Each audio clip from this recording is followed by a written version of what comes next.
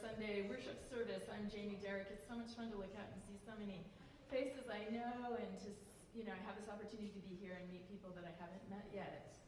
I am a longtime Moscow local, a UUCP admirer, a professional psychologist and a professor at the U of I, and I want to introduce our celebrant this morning, Elias Paxton.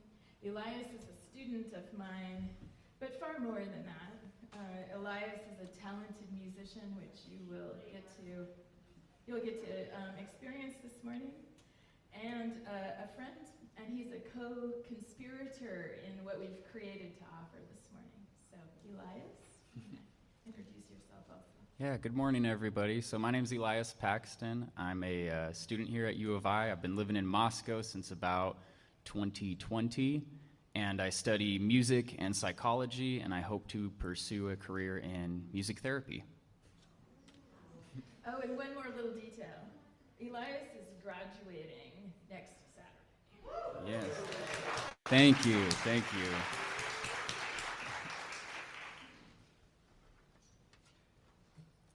Awesome. Well, first I'd like to extend a special welcome to those of you who are joining us for the first time. We're super glad to have you here.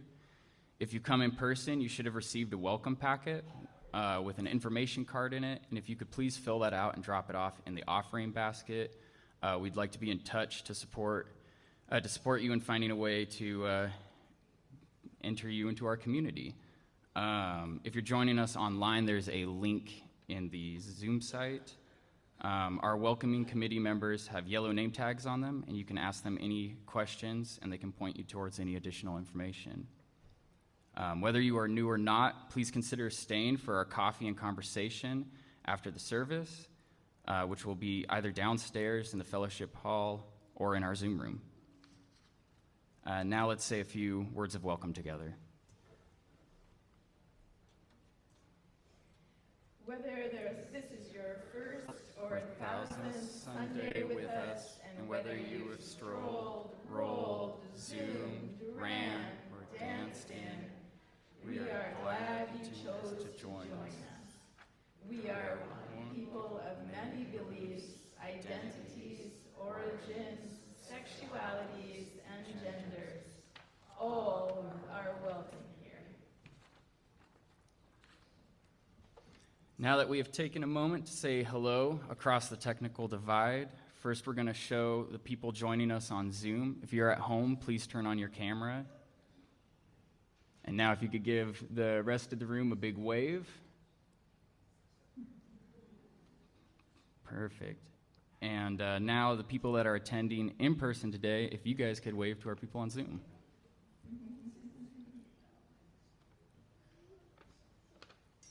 Perfect. And now we do have a couple of announcements. Really just one. So we have 2 birthdays this week. One is Joan Webb is turning 80. Joan.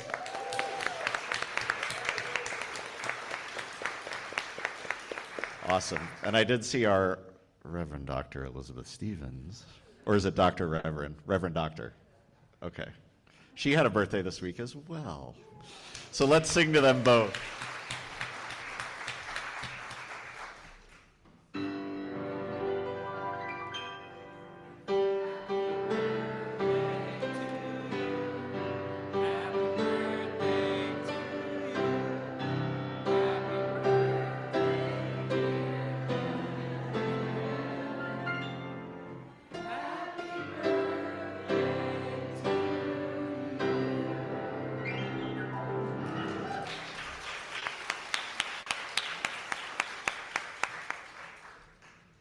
So we like to preface our service by acknowledging our church was built on the ancestral homelands of the Nimiipuu, the Palouse, and the Shichuns.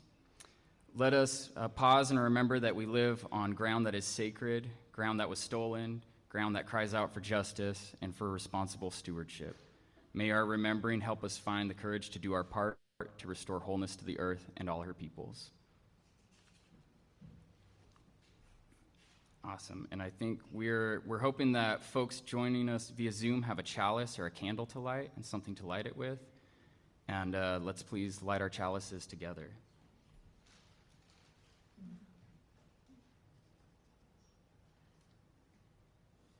In the light of truth And the warmth of love, we gather to seek and seek to share.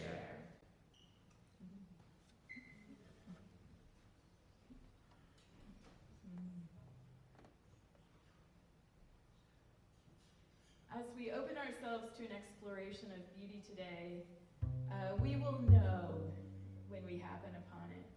We always do. And there are words also that edge us along towards beauty, pointing the way with insistent questions, like these from Mary Oliver, beloved poet. What does it mean that the world is so beautiful? And what should I do about it?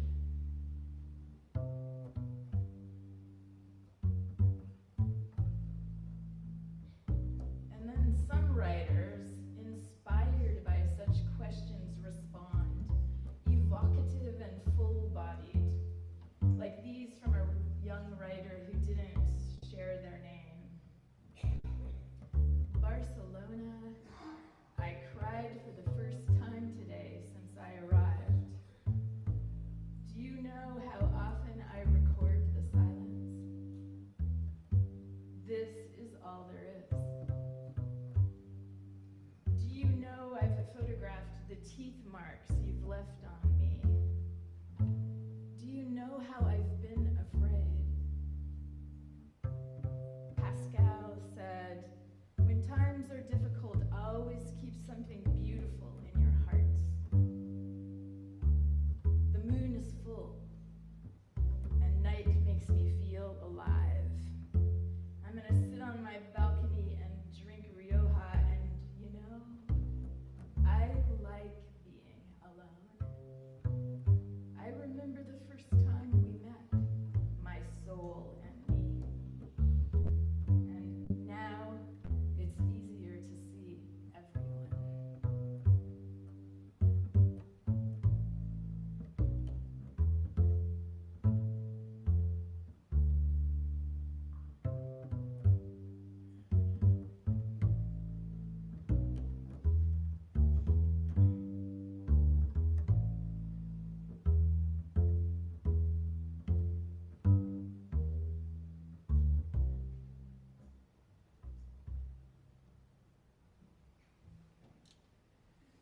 We are going to sing together, and the hymn this morning is 379.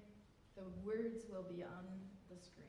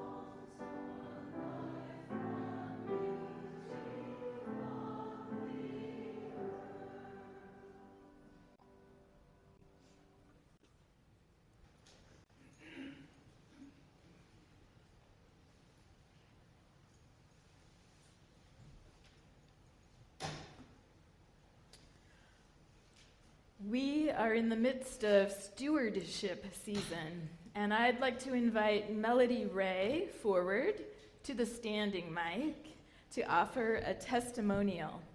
Melody, never mind, those are my notes. Melanie knows exactly what to do.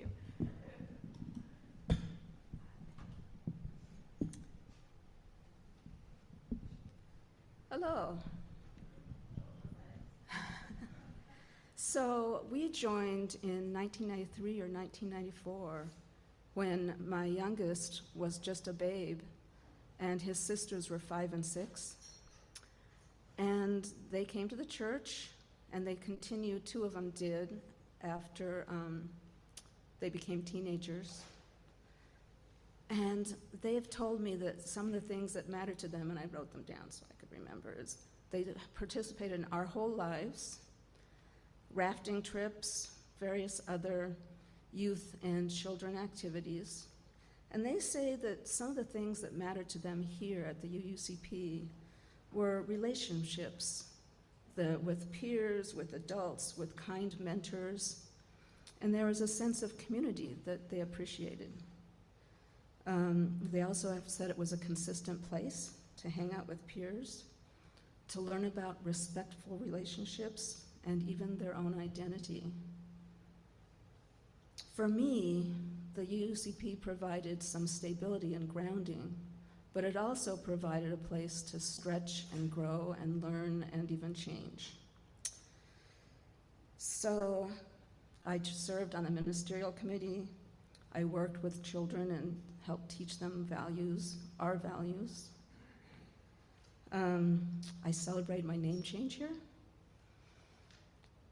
I have participated in gatherings to talk about the future of our church or to clarify our covenant, many different things. I even spoke in front of you all more than once. So, pledging is difficult though. I have to think about what I can afford to give, where are my priorities, what can I give? The car needs brakes next month. What about retirement?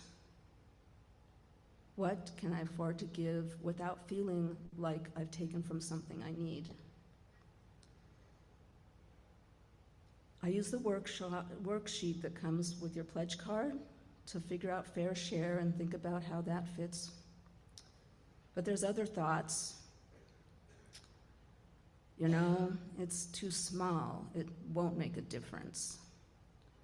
Some of the people I know and respect will read my pledges and they'll think less of me. And then I remember the first principle I learned here at the Unitarian Universalist Church: the worth and dignity of every person. And that means me too. And also, each pledge matters. Mine too, and yours.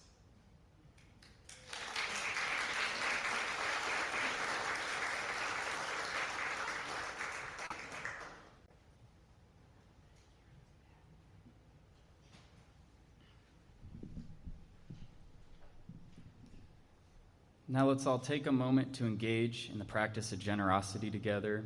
For those of you who are able to make a financial contribution, the logistics are on your screen. We typically give away all of the cash from our Sunday offerings to local charities whose missions align with with our own values. A program called the Month of Sundays.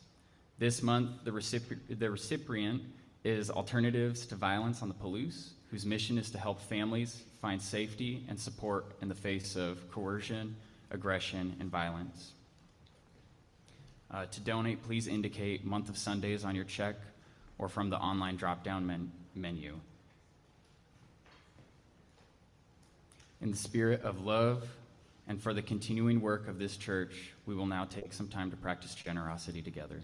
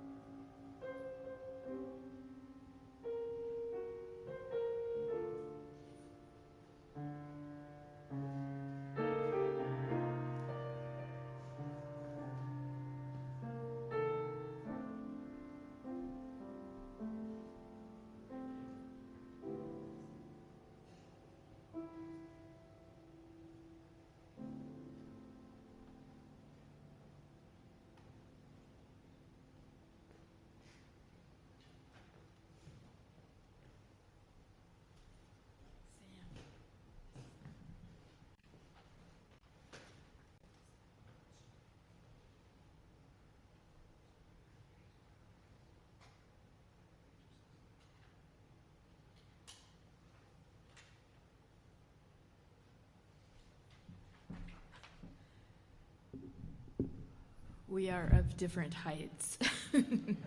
Okay.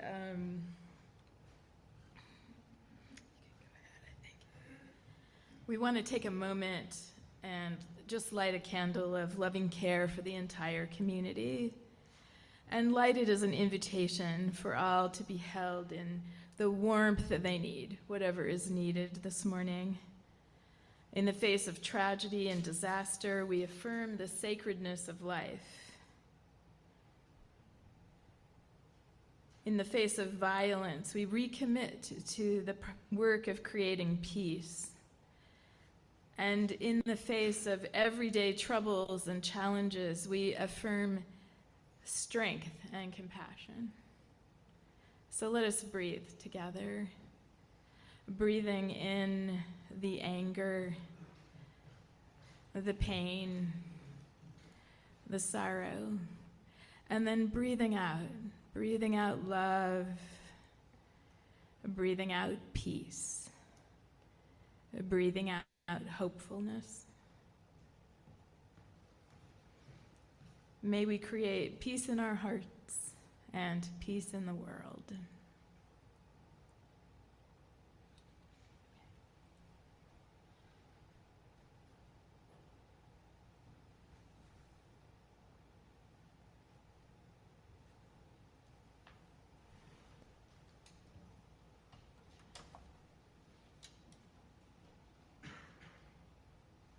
Okay.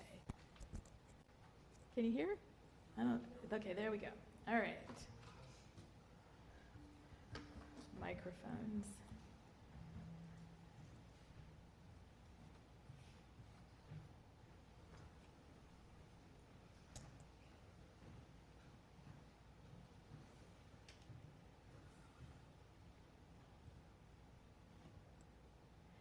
Today we will listen our way inside, wondering together about the sacred power of beauty. Elias and I will venture somewhat away from the weekly script.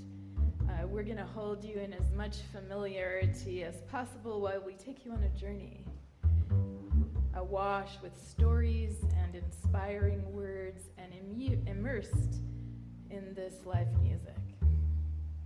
And we'll just see what happens. For now, just settle and soften.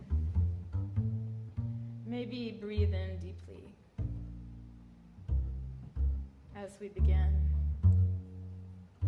You might bring your awareness to your body and just feel your own breath. Your life force in your chest and belly. Settling your body, settling your mind, and finding ease.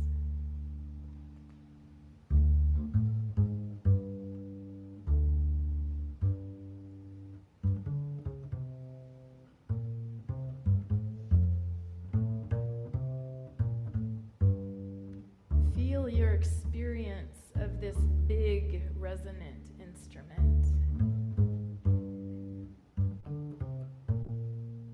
The bass. Gentle as breath.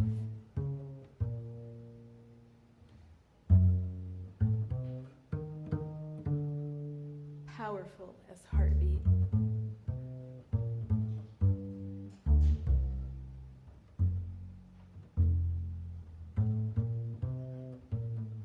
Listening our way toward loveliness and wondering, can beauty save us? And what would that even mean?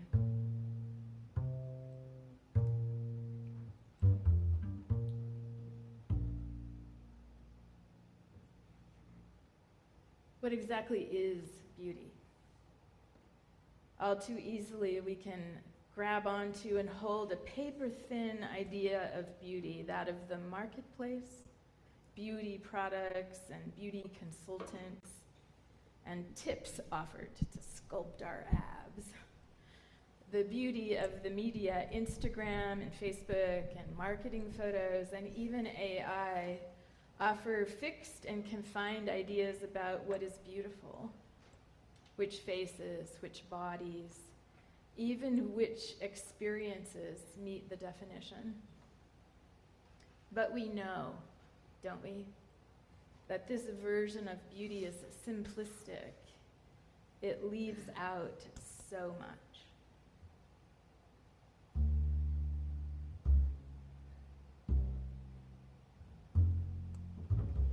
Beauty saved me, says the poet Mary Oliver, and the philosopher Blaise Pascal suggested the same.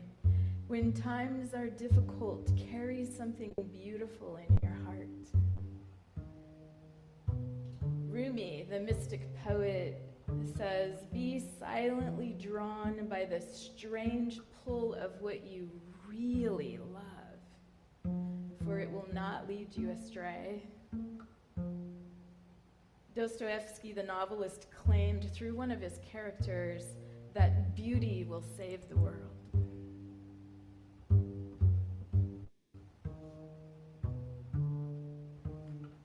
What is this beauty of which they speak?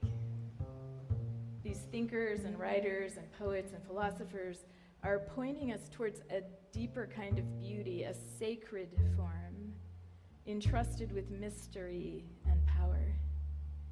And that is an experience I'd like to know more about.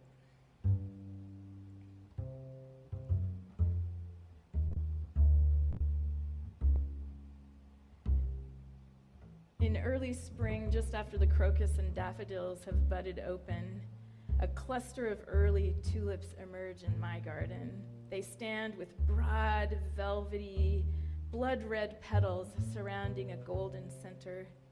And in the warmth of afternoon sun, they will widen and loosen their petals and fall open to reveal the whole of their insides.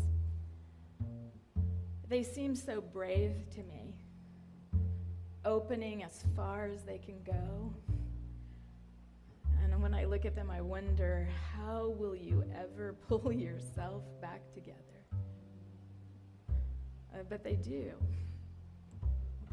As afternoon fades, they lift and slot their petals together again and hold their insides out of view. Their response speaks to Oliver's beauty and Pascal's and Rumi's, I think. There are these moments when we respond to something that warms us at our core, something that will open our golden centers. Not so different than my tulips. And then, for a time at least, we participate in life from that vantage point.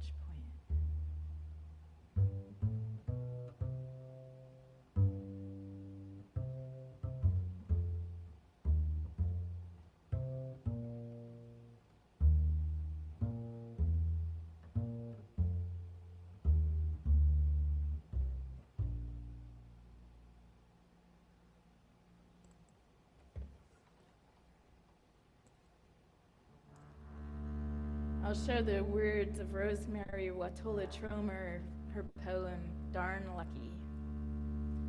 It happens, you know, the day opens itself, like a tulip in a warm room, and you meet someone who amazes you with their willingness to be 1,000% alive, someone who makes you grateful to be you. It's as if life has been keeping a beautiful secret from you, like the fact that they make elderberry flowers into wine, and muscadine, like the yellow-green floral scent of quince, like the perfect knot for tying your shoes, or the deep satisfaction of bow drawn across strings.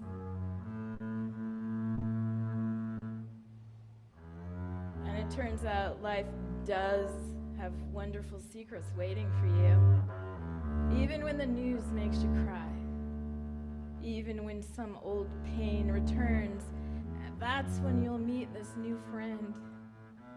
someone holy themselves, who makes you smile.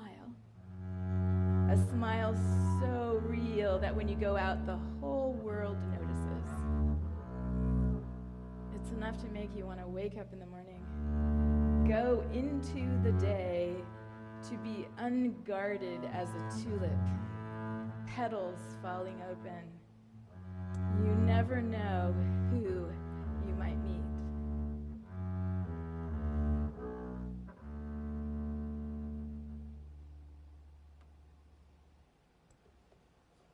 My story with Elias began in the fall of 2021. This is the semester we returned to normal in the classroom after a year of pandemic masks and online teaching. Elias wheeled in his 6-foot bass and parked it at the front of the classroom and sat smiling in the front row. And I was immediately enthralled and curious. So we chatted before class about this giant beast of an instrument he wheeled around campus, about the music he loves. And little by little, we were drawn into connection, student and teacher, yeah, but more, two people excited by and fed by the same things, a better world and music,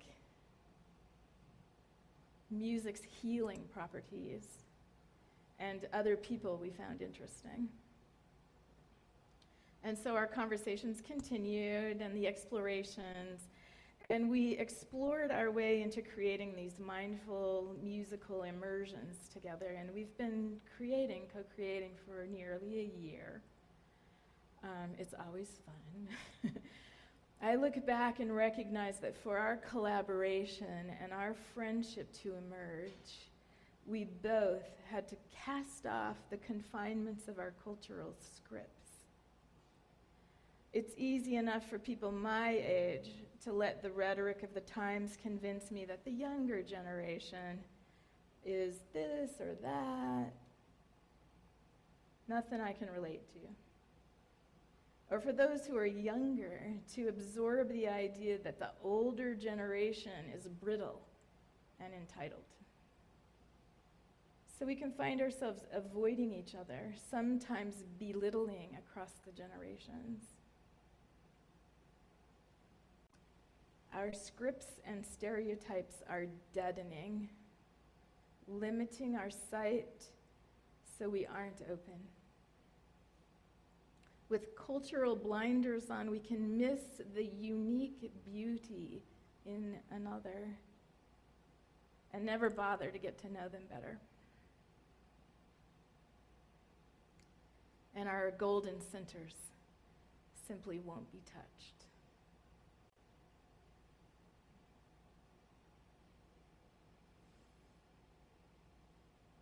But then, other times, they are. Something flashes like a diamond inside of us, opening us wide. And so often, this happens in the simplest of moments.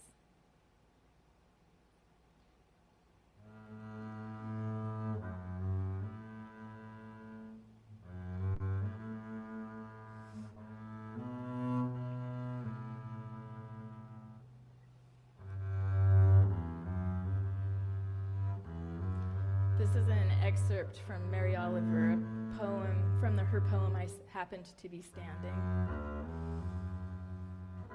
While I was thinking, I happened to be standing just outside my door with my notebook open, which is the way I begin every morning. Then a wren in the privet began to sing.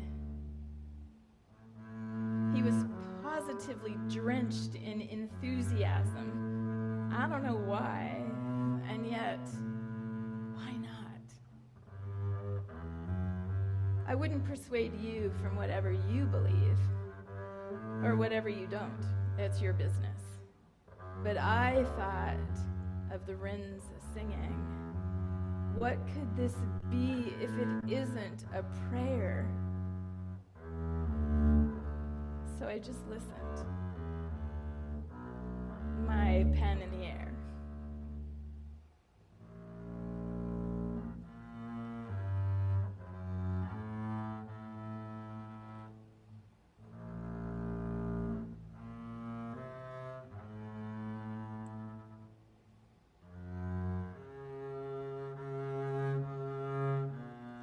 Can beauty save us?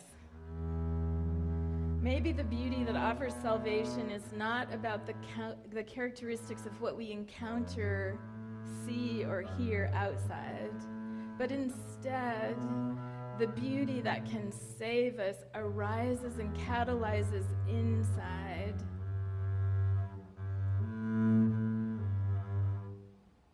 Consider this. Could beauty be the moment when we feel our hearts awaken? Beauty is a movement. John O'Donohue, the poet-philosopher, suggested something similar when he said, "Beauty sweeps us into the heart of aliveness and returns us, often in fleeting but sustaining moments, to our highest selves."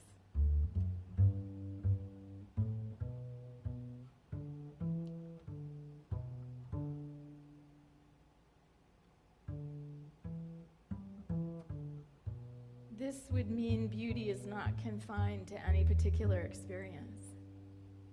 That thing out there is not where beauty is. Rather, beauty is our own enlivened response to the world. The response that brings us back to ourselves, to who we really are.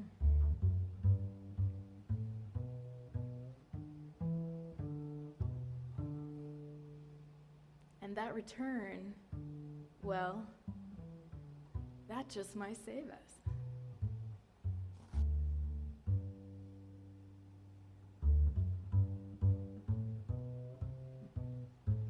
What is it that sweeps you into the heart of aliveness? What touches you? What lifts your heart? Really consider this. Maybe it's music, particular songs, or maybe you feel it in the natural world. Aesthetic beauty is some pattern of light on the sidewalk, or a flower poking itself up through the pavement, or the way your dog looks at you,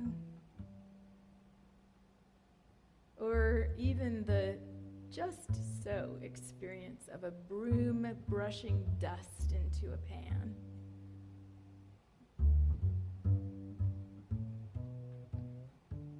Or sometimes, if we're really lucky, we might even glimpse our own beauty out of the corner of an eye when our perfectionism quiets itself.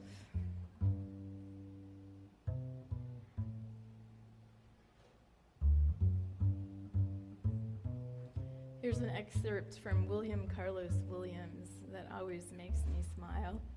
It's from his poem, Danse Russe. If I in my north room danced naked, grotesquely, before my mirror, waving my shirt around my head and singing softly to myself, if I admire my arms, my face, my shoulders, my flanks, my buttocks, against the yellow-drawn shades, who shall say I am not the happy genius of my household?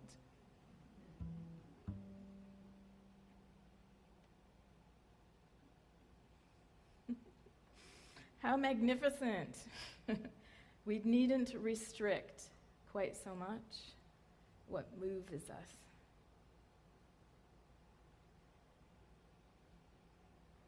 So think for a moment. If you feel like it, maybe close your eyes here for a minute and allow a memory to arise. A moment when something lovely and tender touched your heart. When beauty impacted you, you felt it. It might have been recently, to this morning, the last day, or the last week, or distantly. A large thing, a small thing, profound, mundane. What is it that has happened to you, that swept you into the heart of aliveness.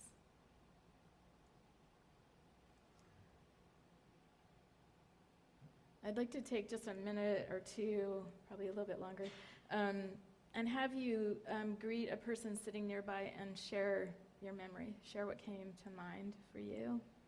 And if you don't have anything you want to share, that's fine. Just say hello to the person nearby and maybe listen to their story. So.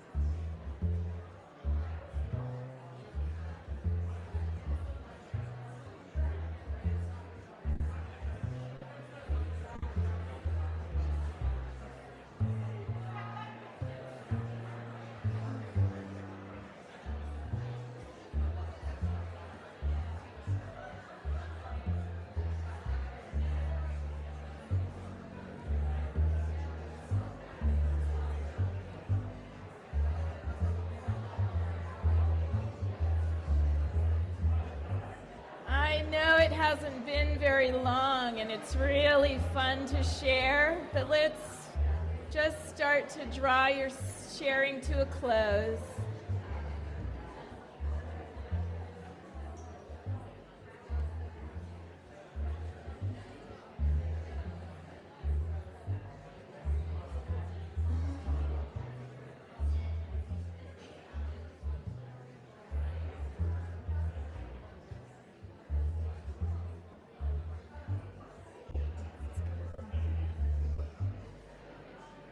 Okay, I would love to hear themes or topics. Like, what kind of things did y'all share? Like, what are things? Just call them out, or so that I can hear. Or what? Nature. What else? Pets. Kelly Quinnett in this amazing play I keep hearing about. Go see it. Okay, if you're local. The oratorio last night. These beautiful moments. Yeah. Anything else? No. Babies. Oh my gosh, of course. Yeah. The planet. The first people that can see the entire planet. The first people who can see the entire planet. That is quite amazing, isn't it? Yes. Yes. Lifts my heart to hear. I'm sure, as you discovered in your stories, we access beauty pretty readily, and it's not too hard to come by. It's common for our hearts to be moved by the beauty we witness in other people. It's not an uncommon experience, particularly when we witness their inner beauty, their virtue. I will often think of the musicians on the Titanic when the world is scaring me. When I wonder if I'm slowly sinking. I think of those 8 men, all young, all traveling third class. How they played their instruments as the lifeboats filled and the ship took water. Early in the night, they played to entertain. Later, as an attempt to soothe panic, and in the end, they played as a requiem, knowing full well they and so many others would perish. Midway in the night, their leader, Wallace Hartley, had called to them that they might now try and save themselves. None chose to. Instead, They played until the slope of the ship forced them to stop.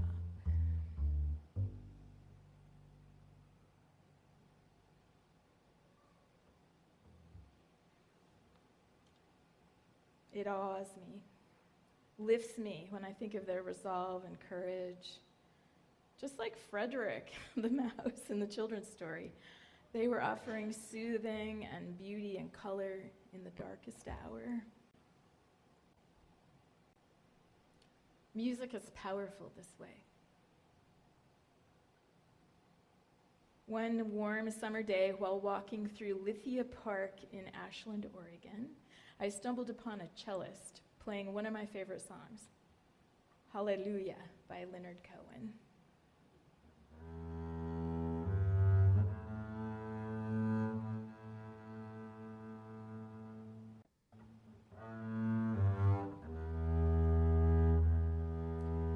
I thought this was one-off, just a lucky moment on a beautiful day. But I stumbled upon Daniel Sperry in the same spot, in the same park, again the next summer, and the next. It turns out Daniel, a world-class cellist and composer who has drawn audiences in concert halls and on the stage, plays every day in the park for free, and has done so for over a decade, making music available to all, regardless of age or health status or the particular circumstances of their lives. Daniel also financially supports and mentors other musicians to do the same in their communities. Why? Why does someone freely offer their talents this way?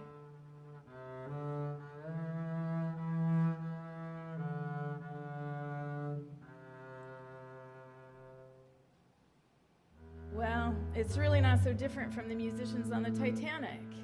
To soothe, to entertain, and perhaps to tame the panics we all feel from time to time. When Daniel plays, people stop. They stay. Maybe close their eyes. They picnic. Maybe they dance. Impacted, swept into their own heart of aliveness. When we witness human virtue like this, actions with such purity of purpose, it lands in our heart as moral beauty. And moral beauty lifts us. It activates an emotion called elevation, a feeling that ignites the best in us and inspires us towards what's good and true. From research in psychology, we know that people elevated by moral beauty are infected by it. They behave more kindly, more cooperatively, more charitable, and they're more caring towards those who are different from them.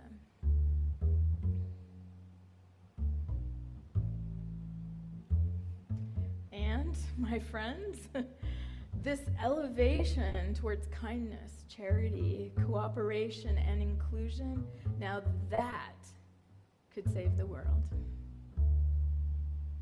Don't you think?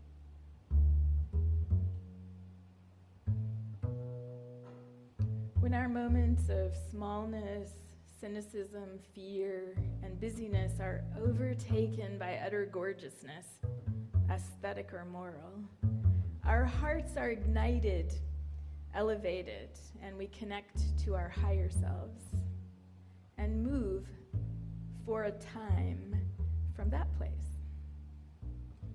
So let's commit, shall we, to embracing beauty, finding it everywhere. Otters, it is said, tether themselves at night with seaweed so they won't float out to sea while they're sleeping.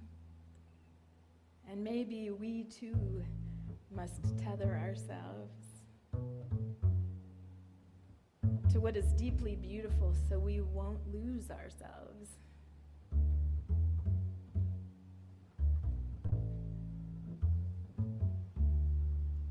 and we would tether to beauty as an intentional action, prioritized and chosen over and over, not as a luxury, but as a mainstay. The poets, philosophers, writers, musicians point us home. The mystic poet Hafiz says, "Beauty is light poured into a spoon and lifted as nourishment to our beautiful, parched, holy mouths."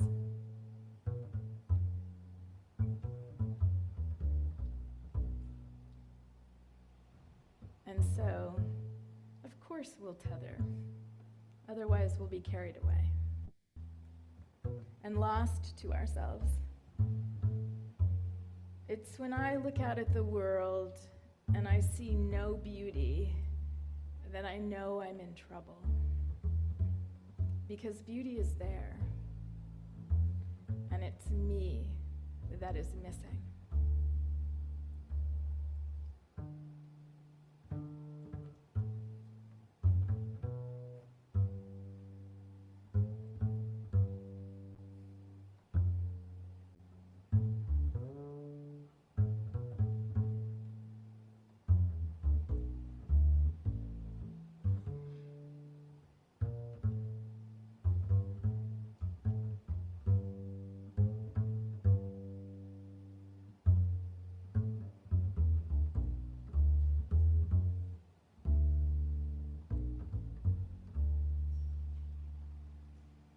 Our closing hymn will be on the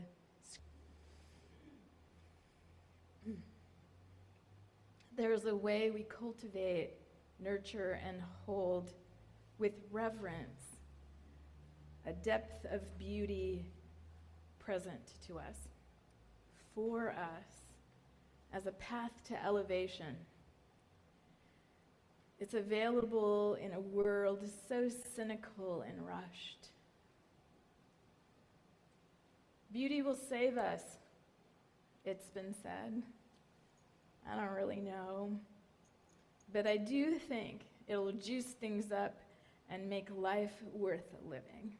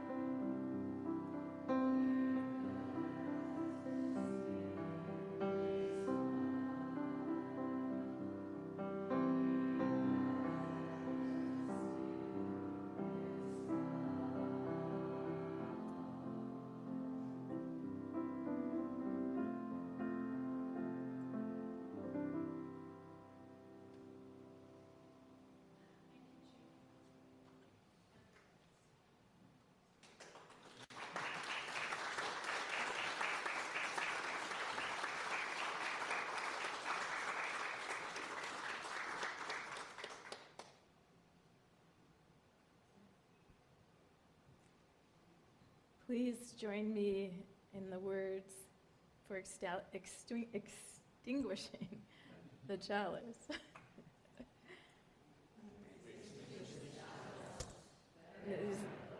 In our hearts, may it light our paths as we leave this place.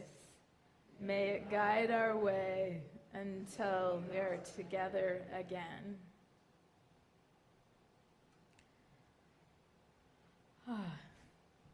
There will be coffee and conversation in the basement below. I've also heard there's birthday cake down there.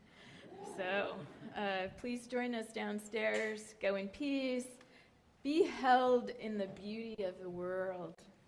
And join us back here next Sunday for another beautiful Sunday morning presentation.